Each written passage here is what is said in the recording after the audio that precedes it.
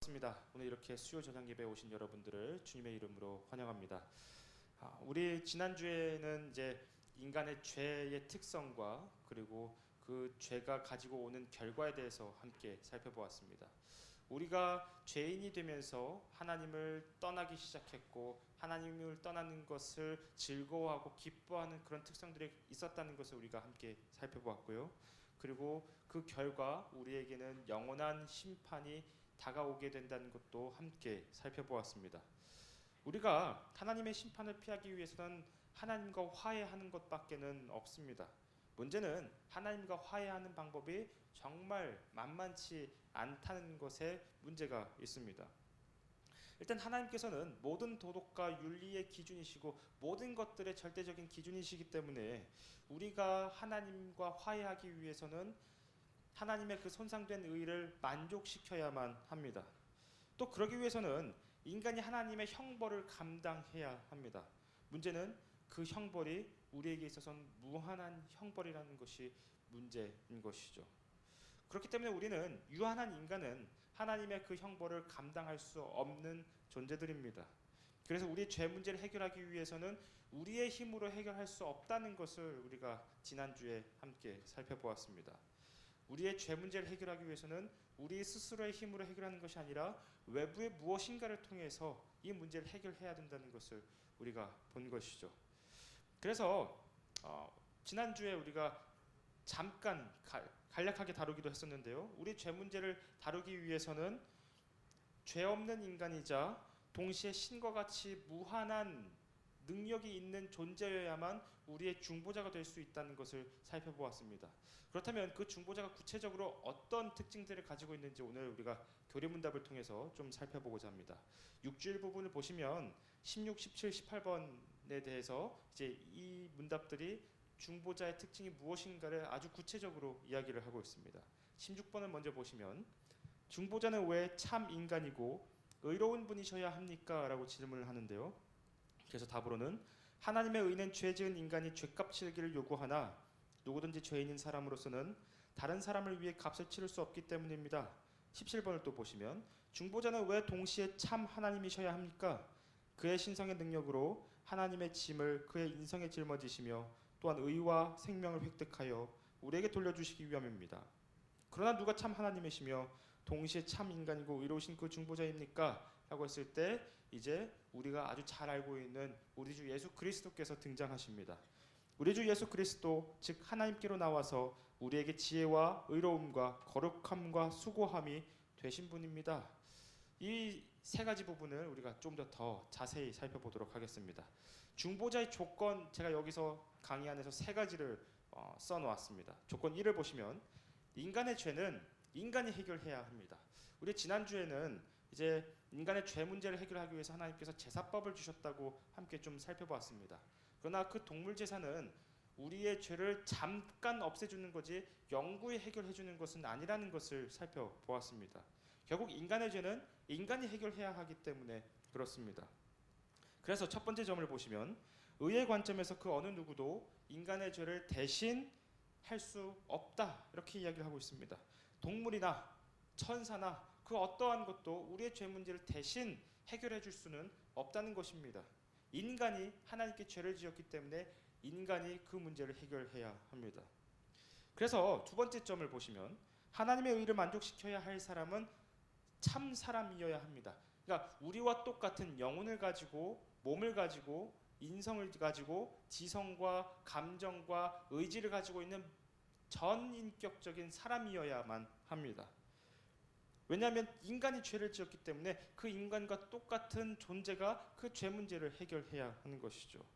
그런데 문제는 모든 인간들은 다 죄에 빠져 있습니다. 다 물에 빠져서 허우적거리고 있는 그런 상황 가운데 있습니다. 물에 빠진 사람이 또 다른 사람을 구해줄 수 없는 것처럼 결국에는 우리와 같은 인간이어야 하지만 그러나 우리와는 다른 어떤 존재여야 합니다. 이것이 조건 1입니다. 조건 2를 보시면 인간은 하나님의 진노를 감당할 수 없다라고 되어 있는데요. 인간은 유한한 존재입니다. 끝이 있는 존재고 시작이 있는 존재입니다.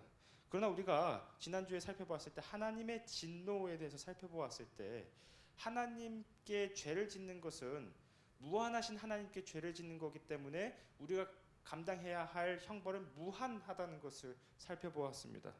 그래서 하나님께서 우리에게 심판을 내리시는 것은 무한한 형벌을 감당해야 하는 것인데 우리는 그것을 감당할 수 있는 능력과 존재의 그릇이 되지를 못합니다. 그래서 첫 번째 점을 보시면 하나님의 진노는 인간이 감당하기에는 너무나 큰 짐이다, 이렇게 이야기를 하고 있습니다. 두 번째 점을 보시면 그가 감당해야 할 죄는 이제 여기서 시간 개념이 나오는데요. 현재의 죄도 감당해야 하고요. 그리고 과거에 태어났던, 그러니까 과거에 살았던 사람들의 죄도 감당해야 하고요. 앞으로 태어나게 될 사람들의 죄도 감당해야 합니다. 왜냐하면 그 사람들은 이미 아담의 영향 아래에서 원죄의 틀 안에 있기 때문에 그렇습니다.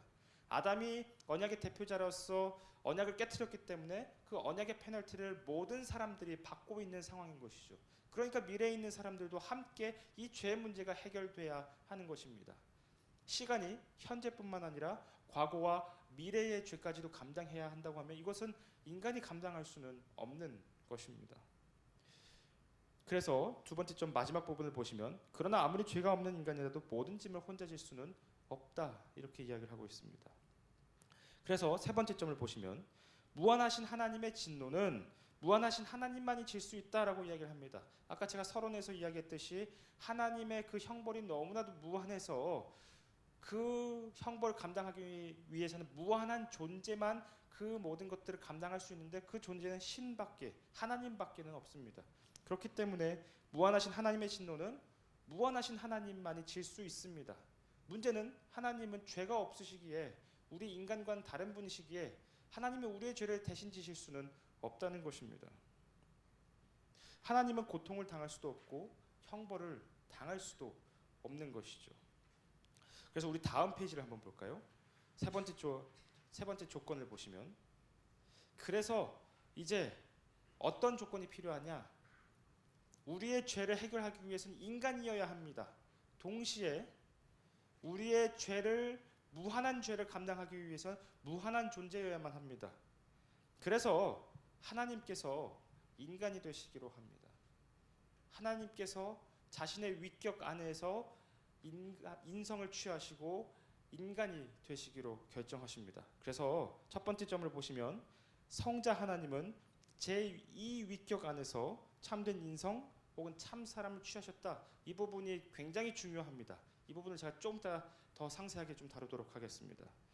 그래서 첫 번째 이유를 보시면 하나님께서 인간이 되신 이유는 우리와 같이 되셔야 해서 그래야만 우리의 죄를 지실 수 있게 되기 때문입니다. 두 번째로는 우리와 같은 분께서 부활을 통해서 그분께서 의로운 존재로서 부활하셨을 때 그분이 가지신 그 새로운 생명이 우리에게 전해질 수 있기 때문에 그렇습니다. 이것은 제가 예전에 이야기했던 언약의 관점에서 조금 이해해야 하는데요. 이 언약이라는 것이 결국에는 예수님께서 완전한 인간으로서 죄 없는 온전한 인간으로서 이 땅에서 사셨다가 십자가에서 부당하게 죽으셨습니다.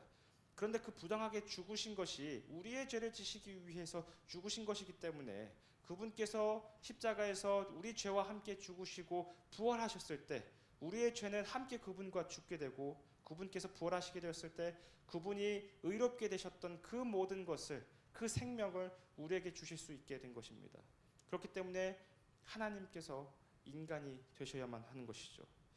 만약에 중보자가 여기 세 번째 점을 보시면, 세 번째 점의 마지막 부분을 보시면 만약 중보자가 우리를 위한 죄의 형벌만 받았다면, 그래서 십자가에서 죽으시기까지만 하고 부활하지 않으셨다고 한다면 우리의 죄 문제는 해결될 수는 있으나 그거는 임시적일 뿐입니다. 왜냐하면 우리에게 새로운 생명이 주어지지는 못하기 때문에 그렇습니다. 예수님께서 부활하셔야만, 인간으로서 다시 새로운 생명으로서 부활하셔야만 그 부활의 생명이 우리에게도 주어질 수 있게 되는 것이죠. 그래서 네 번째 점을 보시면 의로우신 참 인간이심과 동시에 하나님이신 분은 바로 예수 그리스도이시다라고 이야기를 하고 있습니다. 이것이 우리의 신앙 고백이고 또 우리가 기독교인이 된 이유이기도 합니다. 자, 여기서 이제 첫 번째 점 참됨에 대한 부분을 좀 더 자세히 살펴보면 좋을 것 같은데요. 그래서 참된 인성, 참 사람, 이 부분에 대해서 이제 많이들 조금 오해를 하시는 것 같습니다. 참된 인성, 참 사람이라고 하는 것은요, 아까 제가 이야기했듯이 우리 인간이 가지고 있는 모든 요소를 가지고 있는 존재를 의미를 합니다. 우리 인간 요소는 영혼과 몸으로 이루어져 있습니다. 그리고 우리에게 감정이 있고 지성이 있고 의지가 있습니다. 기타 외에도 우리 인간이 가지고 있는 모든 요소들을 중보자께서 참 인간으로서 모든 것들을 다 취하셨다는 것을 의미합니다. 그런데 많은 분들이 또 이렇게 조금 오해를 하시는 것 같습니다. 예수님께서 인간의 몸으로 오셨을 때 예수님이 몸은 취하셨지만 영혼은 제2위격 하나님이시다, 성자 하나님이시다, 이렇게 생각을 하시는 분들도 많습니다. 혹시 이렇게 생각하시는 분 계신가요? 몸은 인간이고 영혼은 하나님이시다, 이렇게 혹시 생각하시는 분 계실까요? 생각보다 이렇게 생각하시는 분들이 많이 계십니다. 그러나 이렇게 되면 어떤 존재가 되는 거냐면요, 그리스 로마 신화에 나오는 헤라클레스 같은 반신반인 같은 반쪽짜리 인간밖에 되지는 않게 되는 것입니다. 반쪽짜리 인간은 우리 인간을 구원할 수가 없게 되는 것이죠. 우리 몸은 구원할 수 있으나 우리의 영혼은, 우리의 내면은 구원하지 못하게 되는 것입니다. 4세기 이단 중에 아폴리니우스주의라는 게 있습니다. 조금 긴데요. 아폴리니우스주의가 어떤 이단이냐면요, 이렇게 이야기를 했습니다. 예수님께서는 인간의 이성적 영혼이 없고 그 자리를 하나님의 로고스, 성자 제2위격이 대체했다라고 이야기를 하는 것입니다. 그래서 초대교회는 이 부분에 대해서 바로 반박을 했습니다. 뭐라고 얘기를 했냐면요, 그리스도께서 취하지 않으신 것은 구원되지 않는다. 그리스도께서 우리 인간의 어떠한 요소라도 취하시지 않으면 그 부분은 우리에게 똑같이 구원받지 못한다라고 이야기를 합니다. 그래서 예수님께서 아기로 오셔서 성인이 되기까지 모든 생애를 인간으로서 사시고 우리의 모든 요소를 다 가지고 계심으로써, 그래서 우리의 모든 요소가 다 구원을 받을 수 있게 되는 것입니다. 이런 부분들이 또 굉장히 중요합니다. 그렇다면 이제 여기서 또 이런 의문이 듭니다. 그러면 제2위격이신 하나님은 어디 계시는가? 어디 계시는가? 이런 질문이 떠오릅니다. 일단 먼저 이야기해야 할 것은 제2위격이신 성자 하나님은 인간의 영혼이 아닙니다. 예수님께서는요, 성자 하나님께서는요, 인성을 어떻게 취하셨냐면, 이건 좀 삼위일체를 여러분들께서 이해하시리라 생각을 하고 자 이야기를 하는 겁니다. 위격 안에서 인성을 취하십니다. 그러니까 위격, 성부, 성자, 성령에서 성자 하나님의 위격이 이렇게 있으면 성자 하나님과 신성이 있습니다. 이 위격 안에서 인성을 취하신 겁니다. 그래서 예수님의, 성자 하나님의 위격 안에는 신성도 있고 인성도 있습니다. 근데 이 신성과 인성이 섞이면, 그래서 새로운 본성으로 나타나면 그분은 더 이상 하나님도 아니게 되고 인간도 아니게 되는 것입니다. 그렇기 때문에 우리가 예수님께서 참 하나님이시고 참 인간이시다라고 하는 것은요, 성자 하나님께서 자신의 위격 안에서 신성과 인성을, 두 본성을 다 갖고 계시다.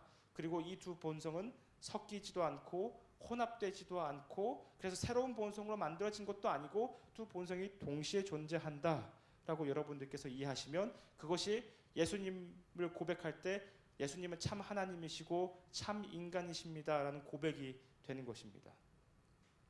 어렵죠? 아마 어려우시리라 생각이 듭니다. 그런데 이것이 우리 믿음에 있어서, 우리 신앙에 있어서 굉장히 중요한 겁니다.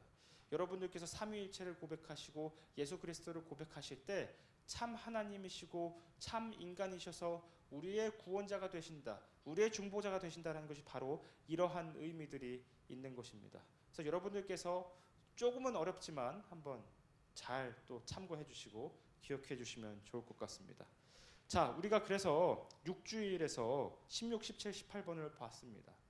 그런데 이제 19번을 조금 다뤄보면요, 이 19번 문답은 이렇게 이야기를 합니다. 당신은 이 모든 것들, 방금 우리가 지금 나눴던 이 모든 것들 어디에서 알 수 있습니까? 라고 질문을 할 때 보통 우리가 생각하는 답은 무엇인가요? 성경을 통해서 알 수 있죠? 라고 우리는 대답할 것 같습니다. 그런데 교리문답은 성경이 아니라 뭐라고 얘기를 하냐면요, 복음에서 합니다 라고 이야기를 합니다. 그래서 이 복음을 통해서 예수님께서 이러한 분이시라는 것을 알게 되는데 뭐라고 이야기를 하냐면요, 하나님께서는 이 복음을 처음에 낙원에서 친히 계시하셨고 후에는 족장들과 선지자들을 통해 선포하셨으며 또한 율법의 제사들과 다른 의식들로서 예표하셨고 마지막에는 그의 독생자를 통해 완성하셨습니다. 이렇게 되어 있습니다. 오늘 제가 수요 오전 예배를 제가 설교를 했습니다. 저희 3과 공과 순서에 따라서 했는데 본의 아니게 오늘 주제랑 좀 맞는 설교를 제가 했습니다. 주제는 이제 창세기 3장에서 아담과 하와가 하나님의 그 심판을 받는 그 선언, 그 장면들을 제가 설교를 했는데 그 장면에서 창세기 3장 15절을 보면 결국 그 말씀을 통해서 예수님께서 어떻게 십자가를 통해서 부활을 통해서 이루셨는지를 이렇게 좀 살펴보기도 했습니다. 여러분들께서 시간이 되시면 한번 참고해 주시면 좋겠는데요. 우리 4페이지로 넘어와 보시면 거룩한 복음을 통하여 이 부분을 좀 보시면요, 이제 이성호라는 사람이 이렇게 이야기를 합니다. 교리문답 19문은 예수 그리스도만이 우리의 중보자가 되신다는 사실을 이제 복음을 통해서 알 수 있다라고 이야기를 하고 있습니다. 왜냐하면 하나님께서 인간이 타락하자마자 우리에게 곧바로 주신 것은 성경이 아니라 복음이기 때문에 그렇습니다. 3장 15절에서 내용이 무엇이냐면요, 뱀이 여자의 후손의 발꿈치를 물 것이고 그리고 여자의 후손은 뱀의 머리를 깨트릴 것이라는 내용입니다. 이런 것들을 통해서 인간과 하나님을 나누었던 그 뱀과 사탄의 세력들이 언젠가 여자의 후손을 통해서 완전히 괴멸될 것이라는 것을 이야기하는 소망의 내용이었던 것이죠. 이런 것들을 통해서 하나님께서는 우리가 타락했을 때 곧바로 기쁜 소식, 복음을 우리에게 주셨습니다. 이 복음은 구속사의 시간들이 지나면서 조금씩 성취되고 구체적으로 보여지는 것을 우리가 구약성경과 신약성경을 통해서 볼 수가 있습니다. 처음에는 노아를 통해서, 나중에는 또 아브라함과 이삭과 야곱을 통해서, 또 이스라엘을 통해서, 바벨론 포로에 갔다 온 또 이스라엘의 문제를 통해서 이렇게 여자의 후손이 누구인가를 점점 더 구체적으로 좁혀져 가는 것을 우리가 성경 전체를 통해서 볼 수가 있습니다. 이를 통해 복음의 소식들이 점점 더 구체적으로 보여지면서 예수 그리스도께서 그 모든 것들을 성취하셨다는 것을 우리가 성경 전체를 통해서 볼 수가 있는 것이죠. 그래서 이 거룩한 복음을 통하여 두 번째 문단을 보시면 이 복음은 아브라함을 비롯한 족장들에게서 더 분명히 제시되었고 구약의 제사법을 통해 예표적으로 나타났습니다. 또한 선지자들을 통해 주의 백성들에게 가르쳐줬고 제사법이야말로 죄 사함이 어떻게 이루어지는지를 확실하게 보여주었습니다. 그리고 마침내 복음의 진리는 예수 그리스도를 통하여 모든 성도들에게 분명히 계시되었습니다. 이렇게 이야기를 하고 있습니다. 그래서 제가 도표를 좀 그려놨는데요. 중보자에 대한 지식을 어떻게 알려주셨나? 우리를 구원해 주실 그 중보자가 어떤 분이신지를 어떻게 알려주셨나? 해서 태초에 낙원에서 계시해 주시고 구약시대의 족장들과 선지자들을 통해 또 율법의 제사들과 다른 의식들을 통해 예수님께서 어떻게 우리를 위해서 속죄를 하실 것인지, 중보자로서의 역할을 하실 것인지 보여주셨고 이 모든 것들을 신약시대에 예수님께서 성취하셨다는 것을 교리문답이 우리에게 이야기를 해주고 있습니다. 그래서 제6주일에서는 중보자의 조건, 우리의 중보자가 되기 위해서는 어떤 분이셔야만 하는가? 참 하나님이시고 참 인간이셔야만 한다. 그리고 참 하나님이시고 참 인간이셔야만 우리의 죄의 문제를 해결해 주실 수 있고 그리고 우리에게 영원한 생명을 주실 수 있다라는 것을 우리가 좀 함께 살펴보았습니다. 제7주일 쪽으로 한번 넘어가 볼까요? 네. 이제 이 교리문답에서 또 이런 질문을 합니다. 자, 예수님께서 우리의 중보자가 되신 것 알겠습니다. 아담과 하와가 망쳐놓은 그 모든 것들을 예수님께서 뒤집으셨다는 거 이제 알겠습니다. 그러면 아담 안에서 모든 사람들이 타락했던 것처럼 모든 사람들이 예수님 안에서 구원을 받나요? 라는 질문을 합니다. 그래서 20번 문답을 보시면요. 그러면 아담 안에서 모든 사람이 멸망한 것처럼 그리스도를 통하여 모든 사람이 구원을 받습니까? 라고 했을 때 교리 문답은 단호하게 아니요 라고 이야기를 합니다. 참된 믿음으로 그리스도에게 연합되어 그의 모든 언덕을 받아들이는 사람들만 구원을 받습니다 라고 되어 있습니다. 자, 그렇다면 이제 또 다른 질문이 있습니다. 그럼 믿음이란 뭘까요? 여러분들이 생각하신 참된 믿음이라는 것이 도대체 무엇일까요? 참된 믿음이 있다면 가짜 믿음도 있다는 것이겠죠. 그래서 21번을 보시면 참된 믿음은 하나님께서 그의 말씀에서 우리에게 계시하신 모든 것이 진리라고 여기는 확실한 지식. 여기서 핵심은 확실한 지식입니다. 두 번째는 동시에 성령께서 복음으로써 내 마음속에 일으키신 굳은 신뢰입니다. 여기서 중요한 것은 굳은 신뢰인데 이 굳은 신뢰가 어떤 신뢰냐면요. 내가 이제 예수님 믿어야지 하는 내 확신에서 나오는 신뢰가 아니라 성령께서 일으켜주신 굳은 신뢰라는 것을 교리문답이 이야기를 하고 있습니다. 그래서 곧 순전한 은혜로 오직 그리스도의 공로 때문에 하나님께서 죄 사함과 영원한 의로움과 구원을 다른 사람뿐 아니라 나에게도 주심을 믿는 것입니다. 이것을 교리문답은 참된 믿음이라고 이야기를 하고 있습니다. 그러면 그리스도인은 무엇을 믿어야 합니까? 라고 되어 있을 때 복음에 약속된 모든 것을 믿어야 합니다. 이 복음은 보편적이고 의심할 여지 없는 우리의 기독교 신앙의 조항들인 사도신경이 요약하여 가르쳐줍니다. 여기서 이제 사도신경에 대한 문제가 이제 제기가 되는데 그래서 사도신경에 대한 부분은 우리가 다음 주부터 좀 살펴보고요. 오늘은 이 참된 믿음 부분에 대해서 우리가 좀 살펴보도록 하겠습니다. 자, 우리 이걸 좀 더 자세히 보면 소제목 예수님의 구원이 나와 무슨 상관인가? 이거 제가 지난주에도 한번 이야기했던 내용입니다. 우리 유초동부 아이들이 늘 이제 제게 질문했던 그런 내용인데요. 예수님께서 십자가에 달리신 것이 어떻게 구원을 받을 수가 있죠? 그 십자가는 2000년 전에 있었는데 그거 어떻게 나와 연관이 있을 수 있나요? 라는 질문을 우리 아이들이 합니다. 그래서 제가 첫 번째 점에 뭐라고 썼냐면요. 아담이 죄를 지었기 때문에 모든 인간이 형벌을 받게 되었다면 예수님께서 하나님의 의를 다 만족시켰으니 이제 모든 인간이 구원을 받게 되는가? 라고 했을 때 답은 아니다 라고 이야기를 합니다. 왜냐하면 여기서 이제 언약 개념이 제가 계속해서 설명했던 언약 개념이 본격적으로 드러나기 때문에 그렇습니다. 우리가 아담 안에서 죄인이 된 이유는 우리가 아담 안에서 하나님의 심판을 받고 형벌을 받는 이유는 아담 안에서 모든 사람들이 이 아담 언약에 속해 있기 때문에 그렇습니다. 단 한 사람도 이 아담 언약에서 벗어나는 사람은 없습니다.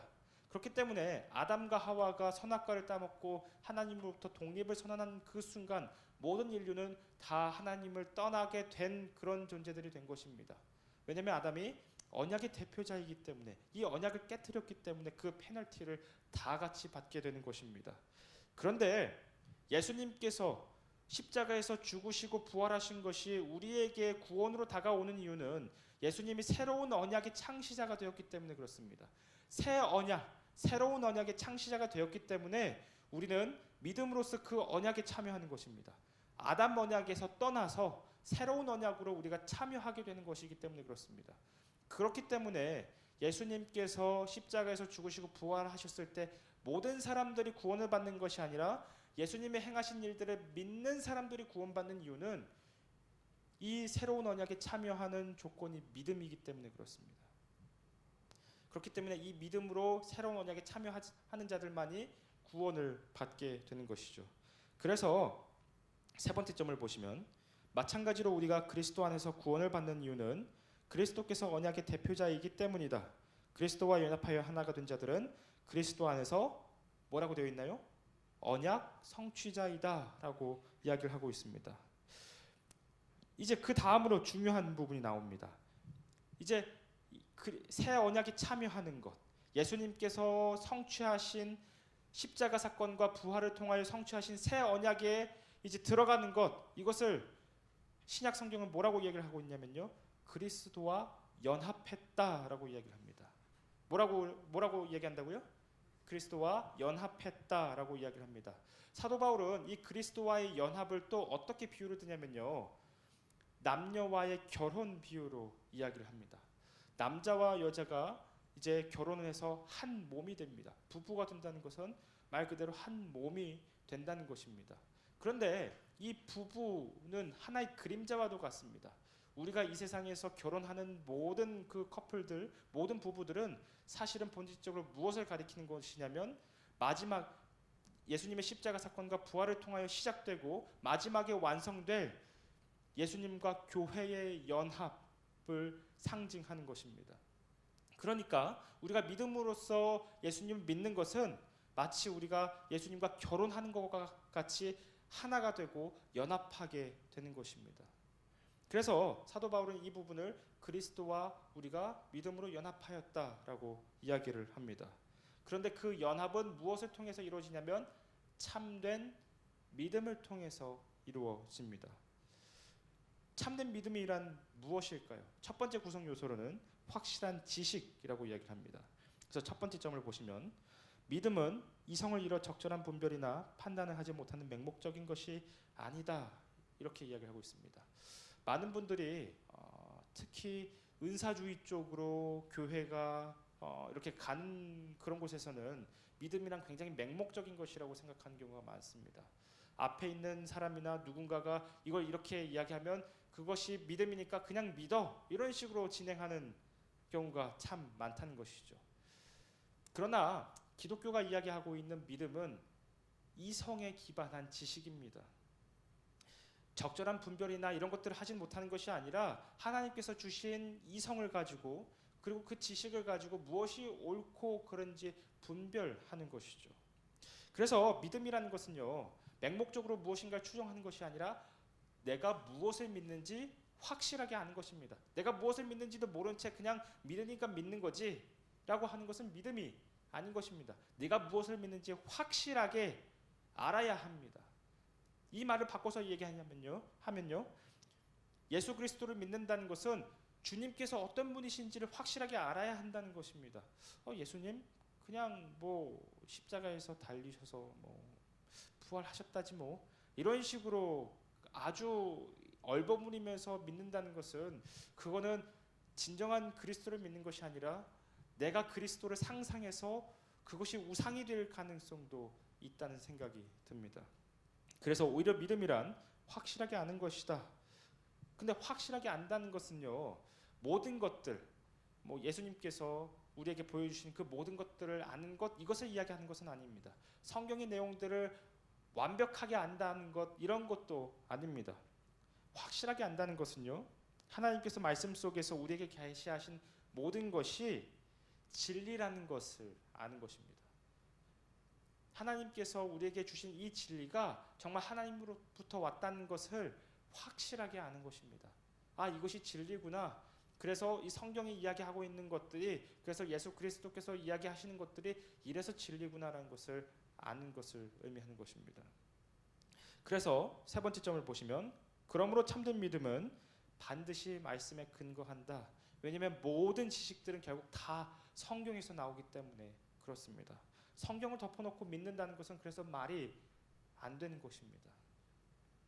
네 번째로, 믿음이 분명한 지식이라는 말은 믿어야 할 모든 내용을 철저하게 완전하게 알아야 한다는 것을 의미하지는 않고, 다만 우리가 믿어야 할 내용이 모두 말씀에서 나왔다는 사실을 확실히 알아야 한다는 것, 이런 것들을 의미합니다. 그래서 제가 예를 들어서 우리 어린아이들이 부모님의 말을 이제 순종하는 것을 이제 배우죠. 그러나 아이들이 자라가면서 이제 부모님의 마음을 알게 되는 것도 있지만 어렸을 때는 부모님의 마음을 잘 알지는 못합니다. 그러다 보니까 아이들이 이걸 왜 하라는 거야? 라는 그런 생각을 할 때도 있습니다. 그러나 아이들이 그럼에도 불구하고 부모님의 말씀에 순종하는 것은 부모님이 나보다 훨씬 더 올바른 판단을 하니까, 부모님께서 나를 사랑하시니까 이런 것들을 말씀하셨겠지라는 것을 알고 순종하는 것입니다. 그래서 제가 예를 들어서 자녀들은 부모의 말을 다 알고 이해해서 믿고 따르는 것이 아니라 자기 부모가 한 말임을 알기 때문에 믿고 따른다라고 이야기를 하고 있습니다. 그러니까 우리가 신앙생활을 하면서 알게 되는 그 지식들이 성경에서 나온 것이고 하나님이 우리에게 주신 것이라는 것을 알고 있기 때문에 그 지식에 기반해서 우리가 믿을 수 있게 된다는 것입니다. 이것이 참된 믿음의 첫 번째 요소입니다. 믿음의 첫 번째 구성 요소, 확실한 지식이죠. 두 번째는, 참된 믿음의 두 번째 구성 요소로는 신뢰로서의 믿음입니다. 믿음은 단지 지식만 있는 것이 아닙니다. 믿음은 지식에다가 굳은 신뢰까지 함께 해야 합니다. 제가 예전에 이제 유학 준비 같은 것들도 참 많이 하면서 여러 이제 해외에 있는 대학들을 많이 봤습니다. 가령 예를 들면 뭐 하버드 디비니티 스쿨이나 뭐 아니면 예일 디비니티 스쿨 같은 이런 데서는 교수들이 이제 기독교 이제 학과가 있고 신학과가 있는데, 여기는 이 교수들이 신학에 대해서는 탐구를 하고 뭐 구약이나 신약에 대해서는 탐구를 하지만 그렇다고 신앙이 있는 사람들은 아닙니다. 왜냐하면 이 사람들은 그냥 학문적으로만 접근을 하는 것뿐인 것이죠. 그러니까 지식을 가지고 있다고 해서 자연스럽게 믿음이 생기는 것은 아니라는 것입니다. 심지어 교수를 할 정도로 수많은 지식이 있다고 하더라도 그것이 자연스럽게 믿음을 보장하는 것은 아닙니다. 그래서 두 번째 점을 보시면요, 말씀에 대한 분명한 지식은 반드시 굳은 신뢰로 이어져야 한다라고 이야기를 하고 있습니다.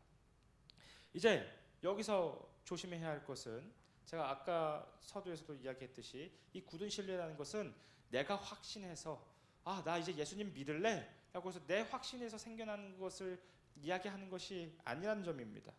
오히려 이 신뢰는 성령님께서 우리 마음 가운데 하나님께서 주신 이 말씀과 지식에 기반해서 믿어지게끔 해주셔야 합니다. 그리고 이 믿어지게끔 하는 것들이 점점 시간이 지나면서 더욱더 굳혀지는 이 상태, 이것을 굳은 신뢰라고 이야기를 합니다. 그래서 세 번째 점 보시면, 내가 스스로 가진 확신이나 신념은 믿음으로 이어지는 신뢰가 아니다. 이러한 점에서 우리의 결단이 곧 참된 믿음으로 이어지는 것은 아니다. 그러니까 결단한다고 해서 그것이 곧 믿음이 된다는 것은 아니라는 것입니다. 그것은 자기 확신, 자기 기만일 수도 있다는 것이죠. 그래서 네 번째 점을 보시면, 이 신뢰는 성령 하나님께서 복음을 통하여 우리 마음에 일으키신 것이다. 칼빈도 기독교 강요에서 성경에 대한 부분들을 이야기할 때 이렇게 이야기했습니다.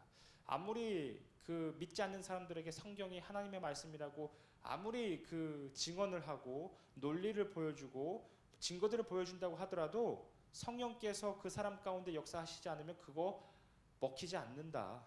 그런 이야기를 기독교 강요에서 이야기를 했습니다. 결국 성령 하나님께서 우리 마음 가운데 이러한 것들이 믿어지게끔 해 주셔야 합니다. 그래서 다섯 번째 점을 보시면, 그러므로 성령 하나님은 우리가 하나님을 신뢰하게 하시는 분이고 복음이라는 외적인 수단을 사용하셔서 그 신뢰가 우리 마음 가운데 자리 잡게 하신다, 이렇게 이야기를 하고 있습니다. 결국 우리가 교리문답 가장 첫 번째에서 성부, 성자, 성령 하나님에 대해서 우리가 간략하게 좀 다뤘을 때 성령 하나님의 역할이 무엇이라고 했는지 혹시 기억나시나요? 성령 하나님께서는 하나님과 우리 사이를 묶어준 사랑의 끈 역할을 해주신다고 했습니다. 예수님께서 이루신 그 객관적 구원을 우리에게 주관적으로 적용시켜 주시는 분이 성령 하나님이신 거죠. 그래서 성령 하나님께서 역사하셨을 때 예수님께서 이루셨던 그 객관적인 구속이 이제 믿어지게끔 되고 적용이 되고, 그래서 우리가 그리스도인으로서 살아갈 수 있게끔 도와주시는 분이 바로 성령 하나님이신 것입니다. 그래서 이러한 것들을 통해서 그 신뢰가 우리 마음 가운데 자리 잡게 해주시는 것이죠. 그렇기 때문에 믿음은 그 기원이 우리에게 있는 것이 아닙니다. 기독교는 늘 그렇게 얘기합니다. 믿음은 선물이다. 신약 성경을 여러분들께서 보시면 사도 바울이 항상 얘기하는 것이 믿음은 선물이다라는 이야기를 합니다. 내가 믿는 것이 아니고요, 믿어지게 되는 것입니다. 믿어질 수 있게끔 상황을 조성하신 분도 하나님이시고 그 길로 인도하시는 것도 하나님이시고, 그렇게 해서 믿음을 고백하게끔 하시는 것도 하나님이십니다. 모든 것이 다 은혜이고 모든 것이 다 선물인 것이죠. 그래서 믿음은 하나님의 선물입니다. 참된 믿음 두 가지를 살펴봤습니다. 첫 번째는 확신한 지식이고요, 두 번째는 성령님에 의해서 생기는 굳은 신뢰입니다. 그래서 이 참된 믿음은 또 어떤 특징으로 이어지게 되냐면요. 모든 교회가 고백하는 보편적 고백이 됩니다.